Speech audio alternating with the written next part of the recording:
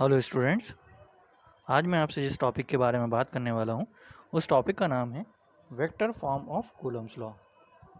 Vector form of Coulomb's law means, अगर इससे पहले हमने देखा था कि कूलम्स लॉ में अगर कोई दो चार्जेस होते थे तो उन दोनों चार्जेस के बीच में कितना फोर्स लग रहा है, रिपल्सिव फोर्स हुआ या फिर अट्रैक्टिव फोर्स हुआ, कितना फोर्स लग रहा है, उस फोर्स को डिटरमाइन करने के लिए हम क्या करते थे, कूलम्स लॉ का इस्तेमाल करते थे। आपको याद होगा कूलम्स लॉ का फॉर्मूला होता था F equals to Coulomb's constant product of two charges and the distance between the two charges and square of the distance between the two charges.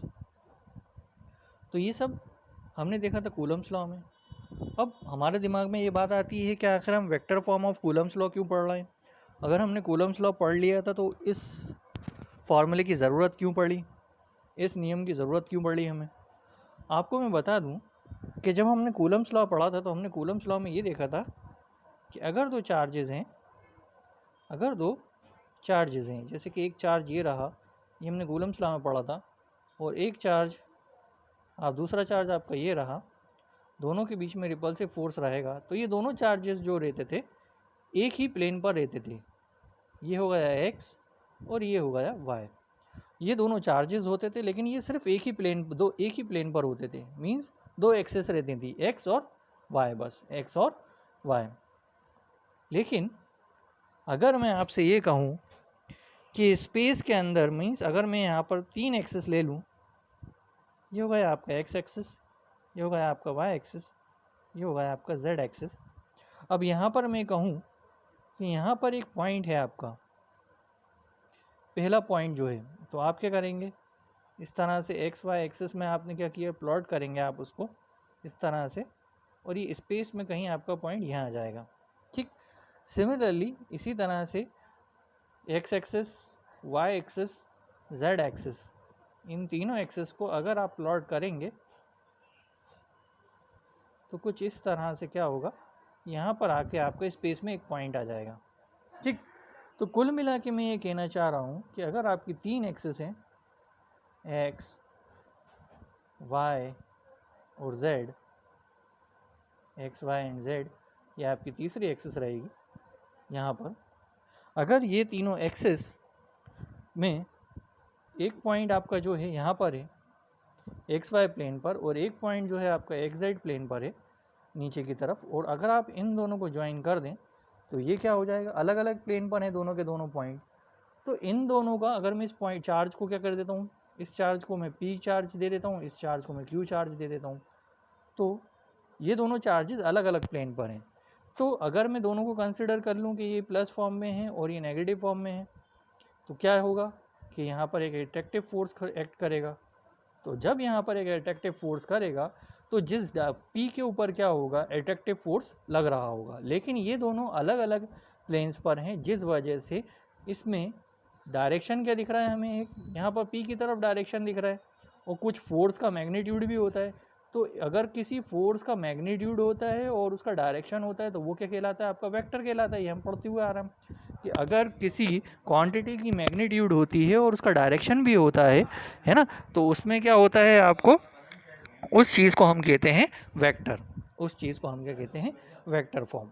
ठीक है, तो अगर आपसे vector form of Coulomb's law करने के लिए, पढ़ने के लिए बोला जाएगा तो आप ये बात ध्यान में रखिएगा, उसका सिंपल से एक फॉर्मूला रहता है F equal to K into Q one into Q2 R21 vector direction दिखा रहा है, and R2 mod of R21 vector का होल क्यूब। ठीक, मतलब कि यहाँ पर R21 vector upon mod of R21 of vector का होल क्यूब। तो ये क्या कहलाता था, आपका यूनिट वेक्टर कहलाता है। ये आपका टोटल क्या कहलाता है, ये टोटल आपका यूनिट वेक्टर कहलाता है एक्चुअली में। सो ये कहलाता है आपका यूनिट वेक्टर। कुल मिला के vector law of Coulomb's, vector form of Coulomb's law में जो कोई भी दो चार्जेस के बीच का जो डिस्टेंस होता है, कोई भी दो चार्जेस के बीच के, अगर हमें फोर्स डिटरमाइन करना है और अगर वो चार्जेस अगर वो चार्जेस अलग अलग प्लेन पर हैं, जैसे कि एक ये है आपका P एक्स वाई प्लेन पर है और एक्स जेड प्लेन पर है आपका Q चार्ज, तो अगर मैं नेगेटिव चार्ज Q को मानता हूँ और पॉजिटिव चार्ज P को मानता हूँ, तो इन दोनों के बीच में एक फोर्स का कुछ मैग्नीट्यूड होगा और उस फोर्स का डायरेक्शन होगा। तो इस बिकॉज ये दोनों अलग अलग प्लेन पर हैं, तो इसलिए इन पर क्या होगा, कूलम्स लॉ लगेगा। लेकिन कौन सा लॉ लगेगा, vector form of Coulomb's law लगेगा। और इस केस में फोर्स का फॉर्मूला क्या हो जाएगा, फोर्स का फॉर्मूला हो जाएगा F, क्योंकि आपका अगर आप फिर से मैं डायग्राम को अगर मैं ड्रॉ करूँ एक बार और, आपने देखा जैसे मैंने यहाँ पर डायग्राम ड्रॉ किया था एक बार और, यहाँ पर अगर ये P है ये पॉजिटिव में है और ये एक्स वाई प्लेन पर है एंड यहाँ पर Z है, Q फॉर्म जो है नेगेटिव फॉर्म में है, तो ये दोनों चार्जेस के बीच का अगर मैं जो फोर्स डिटरमाइन करना है, तो ये तो फोर्स हो गया और किस डायरेक्शन में लग रहा है, वो Q की तरफ लग रहा है। तो Q फोर्स का कुछ मैग्नीट्यूड होगा, तो इसका फॉर्मूला क्या हो जाएगा, क्योंकि Q की तरफ लग रहा है तो हम क्या लिखेंगे, FPQ इक्वल टू, अब इस चीज़ का फार्मूला क्या होगा, इसका कूलम्स लॉ वेक्टर का फार्मूला क्या हो जाएगा। यहाँ पे अगर मैं जगह स्पेस कर लूँ थोड़ी सी और, तो आप यहाँ पर देख सकते हैं कि इसका फार्मूला कैसे हो जाएगा। यहाँ पर इसका फार्मूला ये हो जाएगा कि भाई K into Q1 Q2 upon, means एक चार्ज आपका क्या है, एक चार्ज है आपका P है, एक चार्ज आपका क्या है, Q है, ये P Q अपॉन R का स्क्वायर। ये तो हम कूलम्स लॉ में देखते हुए आ रहे हैं। लेकिन यहाँ पर क्या हो जाएगा, थोड़ा सा डिफरेंस ये आ जाएगा कि आपको क्या लगाना पड़ेगा, यहाँ पे यूनिट वेक्टर लगाना पड़ेगा, R21 upon mod of R21 का होल क्यूब। तो कुल मिला के सिर्फ आप इतना ध्यान में रखिए कि अगर कोई भी दो चार्जेस अलग अलग प्लेन पर हैं और उन दोनों चार्जेस के बीच का अगर आपको फोर्स डिटरमाइन करना है, तो उस दौरान आपका कौन सा फॉर्मूला इस्तेमाल होता है, वो होता है आपका vector form of Coulomb's law. उस दौरान आपका vector form of Coulomb's law का जो फार्मूला हो जाता है फोर्स का, वो होता है force equal to K into product of the two charges multiply of the direction of the two vectors and divide by mod of the vector. ठीक, तो ये रहता है आपका vector form of Coulomb's law. Now moving on to the next question. अब हम क्या करेंगे कि vector form of Coulomb's law से रिलेटेड कुछ क्वेश्चंस या न्यूमेरिकल्स करके देखेंगे। सो फ्रेंड्स, अब आप यहाँ पर देखेंगे तो मैंने यहाँ पर एक क्वेश्चन लिख रखा है, find the electric force on -3 coulomb due to 5 coulomb. Means अगर आप यहाँ देखेंगे यहाँ पर नीचे की तरफ, तो ये -3 कूलम के ऊपर आप ये बताइए कि -5 कूलम कितना फोर्स लगा रहा है। अब अगर आप यहाँ पर देखेंगे एक्चुअली में, अब आपको देखते ही दिमाग में बात ये आएगी कि आपने ये कहा कि -3 कूलम के ऊपर -5 कूलम का कितना चार्ज लग रहा है। बट अगर आप इस डायग्राम को यहाँ पर देखते हो तो आपके दिमाग में ये आती है, यहाँ पर तो एक एक्सिस है, यहाँ पर दूसरी एक्सिस है, और ये तो एक्स एक्सिस हो गई, ये वाई एक्सिस हो गई, तो ये तो सिर्फ एक प्लेन ही हो गया। एक प्लेन हो गया तो मतलब सीधी सी बात है कूलम्स लॉ का फॉर्मूला लगेगा, तो यहाँ पर vector form of Coulomb's law लगना नहीं चाहिए। लेकिन नहीं दोस्त, यहाँ पर आप ध्यान से देखिए, यहाँ पर पोजीशन ऑफ द वेक्टर भी दिया हुआ है।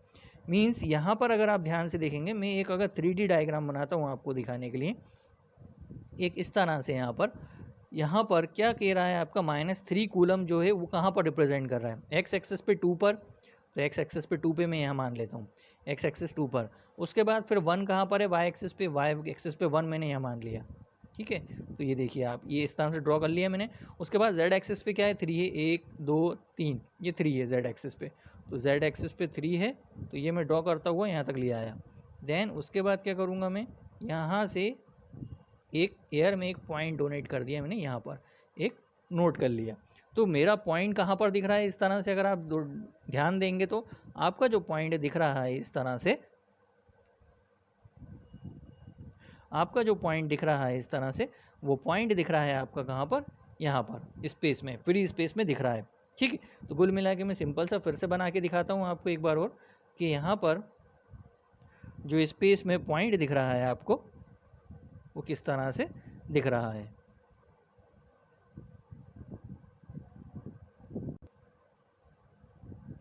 ये देखिए आप, यहाँ पर कुछ इस तरह से स्पेस में एक ये पॉइंट आपको दिख रहा है। जिस तरह से पॉइंट्स दोस्तों आपने देखा, जिस तरह से एक पॉइंट आपका जो P पॉइंट है वो स्पेस में कहीं यहाँ पर है, मीन्स यहाँ पर है, इसी तरह से स्पेस में कहीं एक पॉइंट और है, ठीक है, जिसका हम क्या दे रहे हैं पॉइंट Q, और इस पॉइंट का नाम क्या होगा आपका P पॉइंट हो गया।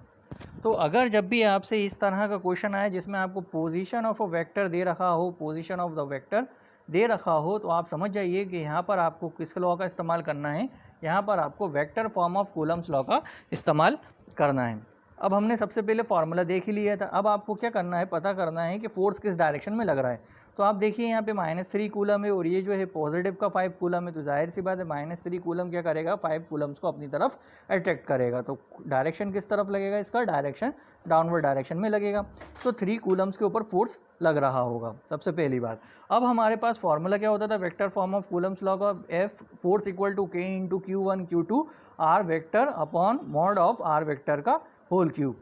तो ये हमारे पास एक फॉर्मूला रहता था। तो सबसे पहले अगर हम आर वेक्टर डिटरमाइन कर लें और मॉड ऑफ आर वेक्टर अगर डिटरमाइन कर लें दोनों वैल्यूज़, तो हम आराम से वैल्यूज़ डिटरमाइन कर सकते हैं, क्योंकि के की वैल्यू तो हमें पता होती है 9 इंटू 10⁻⁹ होती है।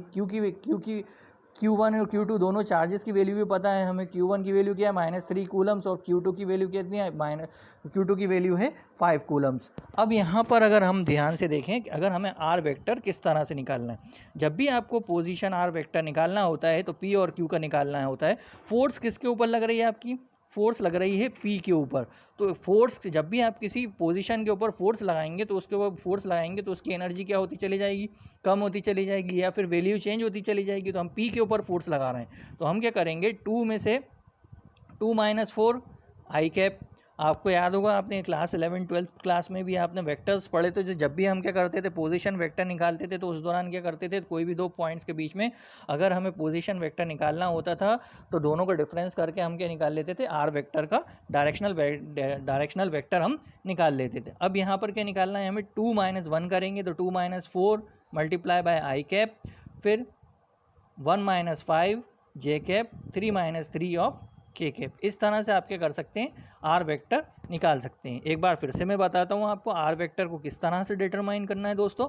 आप देखिए, ध्यान से देखिए, क्योंकि पी के ऊपर फोर्स लग रहा है इसलिए इस पॉइंट के ऊपर चेंजेस आएंगे। तो इसलिए जब इन पॉइंट्स के ऊपर चेंजेस आएंगे तो 2 - 4 1 - 5 3 - 3 इस तरह से। बट ये वैल्यू क्या आ जाएगी आपकी, 2 - 4 करेंगे तो -2, 1 - 5 करेंगे आप तो कितना आ जाएगा -4, देन 3 - 3 करेंगे आप तो 0। अब ये क्या आ गया आपका, डिफरेंस बिटवीन द 2 पॉइंट्स, है ना। तो ये क्या हो गया आपका, आर वेक्टर फॉर्म हो गया। जैसे ही आर वेक्टर फॉर्म हो गया, आप इसके साथ क्या कर दीजिए, आई कैप लगा दीजिए, इसके साथ जे कैप लगा दीजिए और इसके साथ के कैप लगाएंगे तो ये 0 हो जाएगी। ये देखिए, अब आपने यहाँ पे नीचे की तरफ अगर आप आके देखेंगे तो देन अगेन यहाँ पर आके क्या होगा, यही वैल्यूज़ कि आर वेक्टर की वैल्यू मैंने निकाल ली है। आर वेक्टर की वैल्यू हो गई -2 of I cap -4 J cap. Now अब हम क्या करते हैं, इसी तरह से आर वेक्टर का मॉड ऑफ आर वेक्टर निकाल लेते हैं। अब अगर आप यहाँ पर देखेंगे आर वेक्टर के कोफिशिएंट कौन कौन से हैं, ये है -2 और यहाँ पर क्या है, और -4। तो जब भी आपसे R mod of R vector की वैल्यू निकालने के लिए कहा जाता है तो मॉड ऑफ आर वेक्टर की वैल्यू क्या हो जाती है, स्क्वायर रूट ऑफ जो भी कोफिशिएंट रहेंगे आई जे के कैप के साथ, उन सबका क्या कर देते हैं हम यहाँ पर स्क्वायर लगा देते हैं। -2 का होल स्क्वायर प्लस -4 का होल स्क्वायर प्लस 0 का स्क्वायर, इन सबको आप सॉल्व कर लीजिए। जैसे ही आप सॉल्व करेंगे तो 4 का स्क्वायर 16, 2 का स्क्वायर कितना हो जाएगा 4 √2 हो जाएगा। इसका मतलब क्या हो जाएगा, यहाँ पर आ जाएगा आपका 2√5 इसका आंसर आएगा ना। आइए देखते हैं, आगे देखते हैं इसका क्या आंसर क्या आया है। सो फ्रेंड्स, जैसा मैंने आपसे कहा था, वहाँ पे बैक साइड पे हमने देखा था कि हमारा आर वेक्टर की वैल्यू कितनी आई थी, वो आई थी -2 of I cap -4 of J cap. हमारे आर वेक्टर की वैल्यू ये आई थी। अब जब हमारे आर वेक्टर की वैल्यू ये आई है तो जब भी आप क्या करते हैं, मॉड ऑफ आर वेक्टर निकालते हैं तो स्क्वायर रूट निकालते हैं, और स्क्वायर रूट करने के बाद जो भी आपके कोफिशिएंट होते हैं -2 और -4, इन दोनों का हम स्क्वायर कर देते हैं और सॉल्व कर देते हैं। तो आर वेक्टर की वैल्यू कितनी आ गई, 2√5। सिमिलरली अब हमारे पास अब सब चीज़ें आ चुकी हैं। अगर आप ध्यान से देखेंगे यहाँ पर तो आपको सब चीज़ें मिल गई हैं। आपके पास आर वेक्टर की वैल्यू कितनी आ गई है, आर वेक्टर की वैल्यू आई थी -2 of I cap -4 of J cap. Mod of R vector की वैल्यू कितनी आ गई है आपके पास, मॉड ऑफ आर वेक्टर की वैल्यू आ गई है आपके पास 2√5, ठीक है। और हमारे पास पी की वैल्यू तो थी P की वैल्यू कितनी थी हमारे पास, माइनस का 3 कूलम्स, एंड Q की वैल्यू कितनी थी हमारे पास, Q की वैल्यू थी आपके पास 5 कूलम। अब ये सारी की सारी वैल्यूज़ क्या करते हैं, हमने यहाँ पे पुट कर दी हैं, k इंटू माइनस 3 5 2i, और यहाँ पर 2√5 का होल क्यूब कर लीजिएगा दोस्तों। अगर आप इसको जैसे ही आगे की तरफ सॉल्व करेंगे तो इसका जो आंसर आएगा, सो फ्रेंड्स अगर आप जैसे ही इस चीज़ को सॉल्व करेंगे, यहाँ पर जो पूरा का पूरा जो इक्वेशन है इसे सॉल्व करेंगे, तो इसका आंसर आएगा आपका माइनस का 6.7 ऑफ आई कैप माइनस का 13.2 ऑफ जे कैप इंटू के।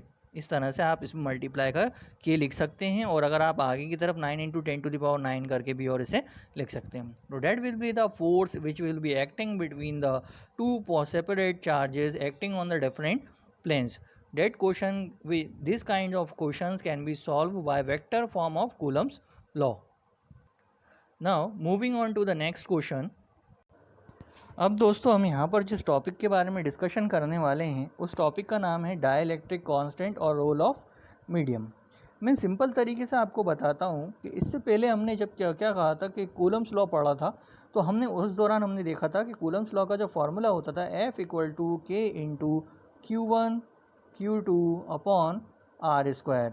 बट लेकिन हमने इस फार्मूले में यहाँ पर के की वैल्यू क्या देखी थी, 1/4 पाई ई नॉट, और हमने ये कहा था कि permittivity of free space in vacuum means E not क्या होती है, कोई भी मीडियम जो कि परमिट करता है चार्ज को, कितना परमिट करता है वो चार्ज को कि वो उसमें से फ्लो हो जाए, उस मीडियम में से फ्लो हो जाए, means permittivity of free space in a vacuum, कोई भी एक ऐसा मीडियम जो कि चार्ज को परमिट करता है कि आप कितना क्वांटिटी ऑफ चार्ज उसमें से फ्लो कर सकते हो, तो ये क्या होता है परमिटिविटी ऑफ फ्री स्पेस। इसलिए हम क्या करते थे 1/4 पाई ई नॉट, ये फ्री स्पेस और एयर के लिए जो रहता है सेम रहता है ऑलमोस्ट, जिसकी वैल्यू कितनी हो जाती थी 9 into 10⁻12, 9 into 10⁻12 newton metre square पर कूलम स्क्वायर दोस्तों।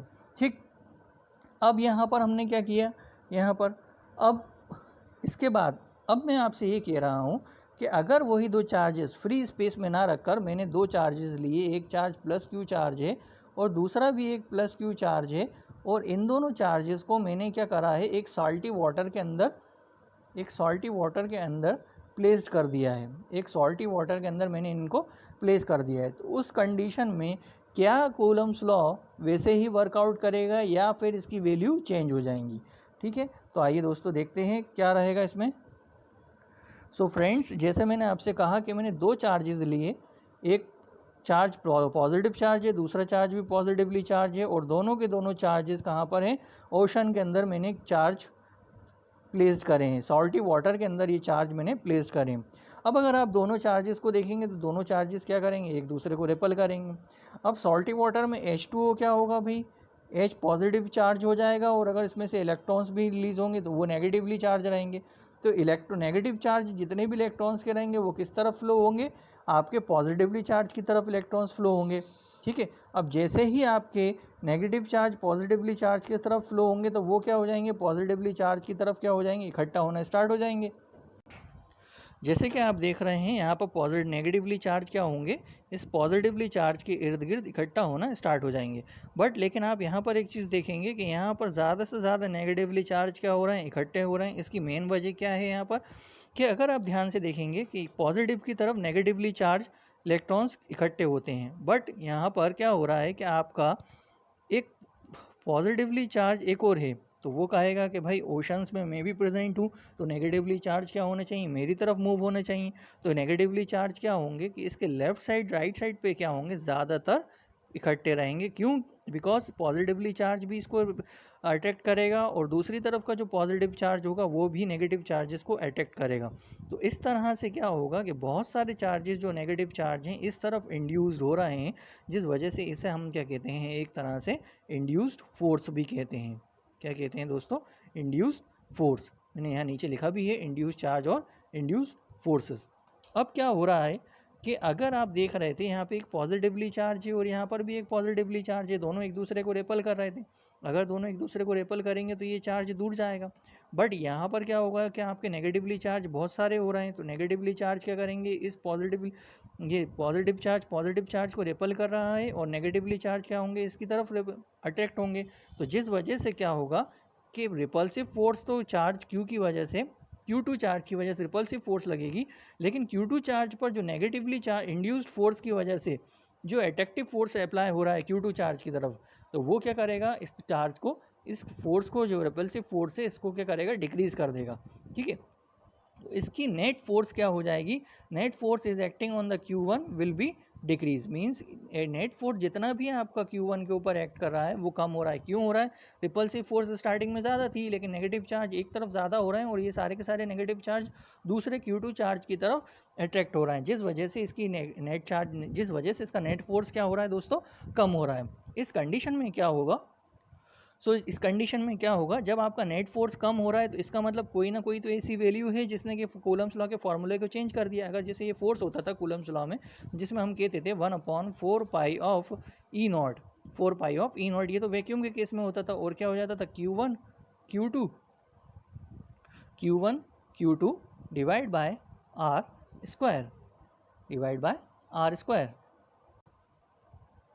सो डिवाइड बाय आर स्क्वायर, ये फॉर्मूला रहता था। बट क्या हो रहा है, यहाँ पर बहुत सारे नेगेटिव चार्जेस एक तरफ इकट्ठे हो रहे हैं इंड्यूस फोर्स की वजह से, जिस वजह से नेट फोर्स क्या हो रहा है, डिक्रीज हो रहा है। तो नेट फोर्स डिक्रीज हो रहा है, जिस नेट फोर्स इसका डिक्रीज हो रहा है, और उसका एक कारण क्या है कि यहाँ पर एक टर्म और आ गई है, एक टर्म और आ गई है। इस टर्म को हम कहते हैं रिलेटिव परमिटिविटी, और इस रिलेटिव परमिटिविटी को ही हम कह रहे हैं डाइलेक्ट्रिक कांस्टेंट। इस रिलेटिव परमिटिविटी को ही हम कह रहे हैं डाइलेक्ट्रिक कांस्टेंट। अब अचानक से ऐसा क्या हुआ कि भाई हमने इसको ऐड कर दिया, अच्छा सडनली क्या होता है दोस्तों कि हम रिसर्च में ये पाया गया है कि जब भी आप कोई दो चार्जेस आप ओशन वाटर में अगर आप रखते हो, तो अगर आप कूलम्स फार्मूले से अगर आप करते हो तो उसकी वैल्यू क्या होगी, कूलम्स फार्मूले से अगर करते हो तो कुछ आएगी, बट एक्चुअल कंडीशन में क्या होता है, ये पाया गया है कि वो 81 टाइम्स क्या होती है, वो फोर्स डिक्रीज रहती है सॉल्टी वाटर में। 81 टाइम्स क्या होती है, वो फोर्स क्या होती है, डिक्रीज रहती है as compare to the Coulomb's law के मामले में। जो हम फोर्स निकालते थे कूलम्स लॉ के फार्मूले से, उसके कंपैरिजन में ये वाली जो फोर्स हम निकालते हैं सॉल्टी वाटर के केस में, तो सॉल्टी वाटर के केस में क्या होती है, 81 टाइम्स रिड्यूस हो जाती है। इसलिए रिलेटिव परमिटिविटी की वैल्यू होती है आपकी सॉल्टी केस के वाटर में 81, जिस वजह से हम क्या करते हैं, इसमें डाइलेक्ट्रिक कांस्टेंट में, इस डाइलेक्ट्रिक कांस्टेंट को एडअप करने की वजह से यहाँ पे जो फार्मूला हो जाता है आपका 4 pi of relative permittivity multiply of relative permittivity product of the two charges Q1 Q2 divide by R square. So ये क्या रहता है दोस्तों आपका, ये आपका क्या रहता है, टोटल फार्मूला रहता है। इसलिए हमेशा याद रखिएगा, जब भी सॉल्टी वाटर के बारे में बात होगी आपकी, तो यहाँ पर हमेशा दो चार्जेस, जब भी चार्जेस के बीच का फोर्स हमें निकालना होगा, और वो चार्जेस हमने ओशन वाटर के अंदर अगर रिप्लेस करें हैं, तो वहाँ पर आपको एक टर्म और एडअप करनी पड़ेगी, जिसको हम कहते हैं रिलेटिव परमिटिविटी। ठीक है, और रिलेटिव परमिटिविटी 81 होती है चार्ज इस केस के अंदर, बट ठीक है, और वैक्यूम के अंदर क्या कंसिडर करते हैं हम इसको, वैक्यूम के केस में हम इसको 1 कंसिडर करते हैं। Now moving on to the next case. ये नोट्स मैंने बनाए हैं दोस्तों, आप देख सकते हैं, जो चीज़ मैंने आपको ऊपर समझाई है वही चीज़ मैंने आपको यहाँ पर भी समझाई है, कि मैंने यहाँ पर रिलेटिव परमिटिविटी के लिए क्या है, एडअप कर देते हैं। रिलेटिव परमिटिविटी क्या होती है इन वाटर में, वाटर के केस में क्या हो जाती है, salty water, specially in salty water, not only in water, specially in salty water. यहाँ पर आप सॉल्टी वाटर लिख लें। यहाँ पर सॉल्टी वाटर के केस में रिलेटिव परमिटिविटी कितनी होती है आपकी, 81 होती है। आइए दोस्तों नेक्स्ट चीज़ हम देख लेते हैं कि हम ये क्वेश्चन आप ये जो सामने देख रहे हैं, ये नीट में आ चुका है पहले। तो ये सिंपल सा एक क्वेश्चन आपसे पूछा गया है, when air is replaced by dielectric medium, means आपने सिंपल सी बात है, वैक्यूम या फिर एयर उसको रिप्लेस करके आपको क्या कर दिया है, वहाँ पे एक डाइलेक्ट्रिक मीडियम का इस्तेमाल हो रहा है। और डाइलेक्ट्रिक मीडियम का मतलब क्या होता है आपका, रिलेटिव परमिटिविटी। और रिलेटिव परमिटिविटी कहाँ आती है आपकी, सॉल्टी वाटर के केस में।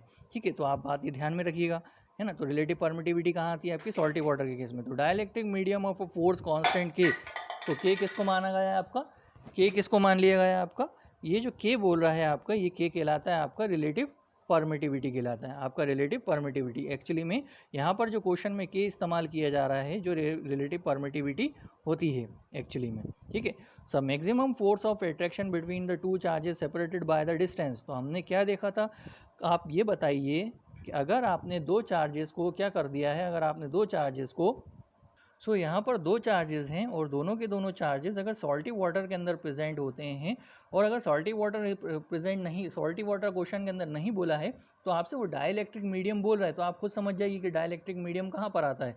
डाइलेक्ट्रिक मीडियम कहाँ पर आएगा आपका, वो आता है आपका सॉल्टी वाटर के केस में। और उस दौरान फोर्स क्या हो जाता था आपका 1/4 pi relative permittivity in space, relative permittivity product of the two charges and the divided by square of the distance of the square।